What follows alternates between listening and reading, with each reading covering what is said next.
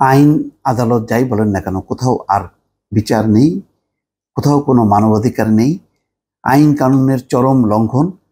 সরকারের নির্বাহী আদেশে যা ঘটছে সব কিছুই পালন করছে পুলিশ এবং আদালত। আবারও সেই একই ঘটনা, ফের হাতকড়া পরিয়ে 16 বছরের এক কিশোরকে নেওয়া হলো আদালতে। দর্শক, এই দৃশ্য দেখতে হচ্ছে এবং তার ছবিও ছাপা হয়েছে।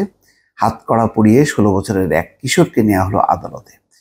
উচ্চ মাধ্যমিকে পড়া ছেলেটির জন্ম সনদ অনুযায়ী বয়স মাত্র 16 বছর 10 মাস, এখনো তার 17 বছরও হয়নি। কিন্তু মিরপুর থানা পুলিশ তার বয়স 18 বছর উল্লেখ করে এক মামলায় গ্রেপ্তার দেখায়। কত নির্মম যে তাকে গ্রেপ্তার দেখাতেই হবে। মঙ্গলবার বিকেলে তাকে হাতকড়া পরিয়ে ঢাকার চিফ মেট্রোপলিটন ম্যাজিস্ট্রেট আদালতে নেওয়া হয়। শিশুটি যখন আদালত কক্ষে আসামির কাঠগড়ায় রাখা হয় তখনও তার হাতে হাতকড়া ছিল।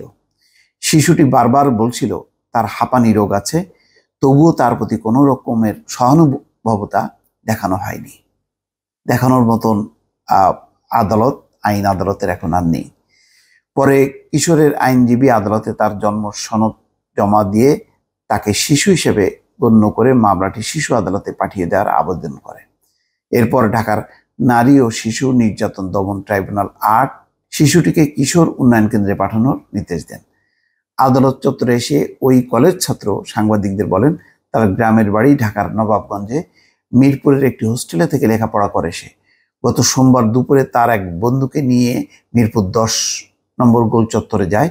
তখন পুলিশ তাকে ধরে নিয়ে যায়। সে বারবার বলছিল গত বছর সে মাধ্যমিক পাশ করেছে, তার বয়স 18 বছর না। শিশুটির আইনজীবী মোহাম্মদ মঈনুদ্দিন বলেন, তার মক্কেল কোনো ধরনের নাশকতা কিংবা ভাঙচুরের সঙ্গে জড়িত না। আইন অনুযায়ী সে শিশু। আইনের সংস্পর্শে আসা শিশুর বিচার কখনো পূর্ণবয়স্ক আসামির সঙ্গে হওয়ার সুযোগ নেই। শিশুদের মামলার বিচার হবে শিশু আদালতে। এই বিষয়ে মামলার তদন্ত কর্মকর্তা মিরপুর থানার উপপরিদর্শক সাইফুল ইসলামকে জিজ্ঞাসা করা হলে বলে, যখন ওই কলেজ ছাত্রকে গ্রেপ্তার করা হয় তখন সে নিজের বয়স 18 বলেছিল, এই জন্য মামলার প্রতিবেদনে তার 18 দেখানো হয়। আইন ও সালিশ কেন্দ্রের যে রাইখান পান্না বলছেন, যে ছেলেটি বলছে তার বয়স 16 বছর 10 মাস, তাকে কেন মামলায় 18 বছর দেখিয়ে আদালতে পাঠানো হবে?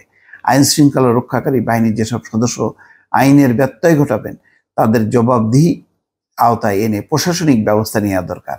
জবাবদিহি না থাকায় আইনের সংস্পর্শে আসা শিশুদের পূর্ণবয়স্ক দেখিয়ে আদালতে পাঠানো হচ্ছে।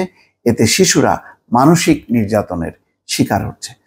দর্শক, এর আগেও একটি ঘটনায় একেবারে হাইকোর্ট পর্যন্ত সেখানে তারা রিয়াকশন দিয়েছে, ব্যাপক আলোচনা হয়েছে, কিন্তু এইসব আলাপ আলোচনার কেউ ধার ধারছে না। এই ঘটনা কিন্তু একের পর এক ঘটছে এবং যারা প্রতিবাদ করছে তারা হয়তো শিরোনাম আসছে। প্রতিবাদ ছাড়া যারা আরো নিম্নবিত্ত ঘরের, তাদের তো কোনো খবরই নেই। কার হাতকড়া পরানো হচ্ছে, কার হাতকড়া পরানো হচ্ছে না, এই যে আদালত প্রাঙ্গণে মানবাধিকারের যে চরম বিপর্যয়, এগুলো দেখভাল করার মতন কেউ কি আছে? দর্শক, ভালো থাকবেন। আল্লাহ হাফেজ।